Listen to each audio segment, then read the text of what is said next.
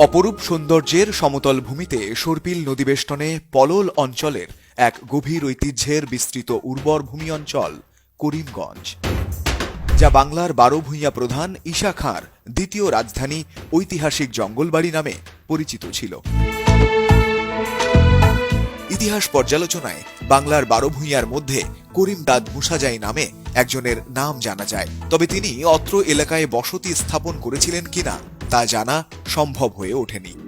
তবে করিম দাদ মুসাজাই ছাড়াও এ এলাকায় সম্পৃক্ত আর যে দুজন করিমের নাম রয়েছে তন্মধ্যে একজন বৌলাই সাহেব বাড়ির প্রতিষ্ঠাতা মোগল প্রতিনিধি শায়েখ আল আব্দুল করিম ও অন্যজন